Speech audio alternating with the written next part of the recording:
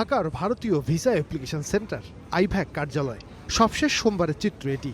Visa প্রার্থীদের উপস্থিতি দেখে বোঝার উপায় নেই ভারত বাংলাদেশের মধ্যে ভিসা নিয়ে কোনো জটিলতা আছে। মাসখানেক ধরে বাড়ছে উপস্থিতি। শুধু ঢাকার ভিসা সেন্টার নয়, দেশের বিভিন্ন শহরে ভিসা সেন্টারে চলছে পরিচ্ছন্নতা কার্যক্রম। কারণ 2 বছর পর শতভাগ সচল হতে যাচ্ছে এসব সেন্টার। ভারতীয় হাইকমিশন থেকে পাওয়া তথ্য বলছে, চিকিৎসা সহ যে কটি ক্যাটাগরিতে ভিসা চালু আছে সেখানে আগের চেয়ে বেশি দেয়া হচ্ছে 20 ভাগ ভিসা। অন্যদিকে ভারতীয়দের জন্য সব ক্যাটাগরিতে বাংলাদেশি ভিসা চালু হয়েছে 20 ফেব্রুয়ারি। গেল 2 মাসে ইস্যু হয়েছে 13,000-এর বেশি ভিসা। সবকিছু ঠিকঠাক থাকলে শিগগিরই চালু হবে ভারতের সব ধরনের ভিসা।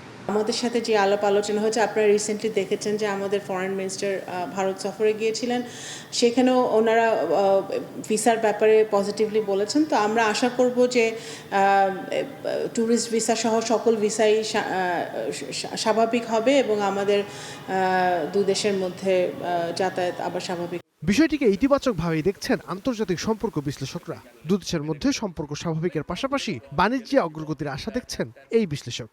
এটা আমি মনে করি যে আমাদের যে সম্পর্কের টানাপোড়েন, যেই বরফ গলনের কথা আমরা অনেকদিন ধরে বলছিলাম, যেটি হচ্ছে খুব ধীর গতিতে, আমি মনে করি যে এই ভিসা প্রক্রিয়া চালু হলে একটা বিরাট প্রভাব পড়বে সম্পর্কের উপর। আমি মনে করি একটা ধনাত্মক, একটা পজিটিভ একটা ইম্প্যাক্ট হবে।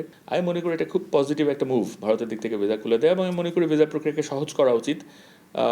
এবং একসময় কে জানে হয়তো ভিসা মুক্ত চলাচলের দাবিও উঠতে পারে যে ভারত এবং বাংলাদেশের মধ্যে, তেমনটি হওয়ার কথা ছিল। বাংলাদেশের বড় প্রতিবেশী রাজ্য পশ্চিমবঙ্গের সিংহাসনে এখন বিজেপি। ভিসা ইস্যুতে এর কোনো প্রভাব পড়বে কিনা?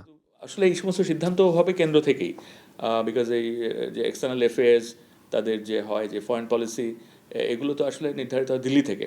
যেহেতু কেন্দ্রে বিজেপি আছে এবং পশ্চিমবঙ্গে বিজেপি সরকার, কাজে তাদের মধ্যে আসলে কোঅর্ডিনেশন ভালো হবে। ভারতে বেড়াতে যাওয়া মানুষের 20 ভাগের বেশি বাংলাদেশি, যার অধিকাংশের গন্তব্য কলকাতা বা পশ্চিমবঙ্গের বিভিন্ন জায়গা। তাই সবকিছু স্বাভাবিক হবার অপেক্ষায় দিন গুনছেন কলকাতার ব্যবসায়ীরাও।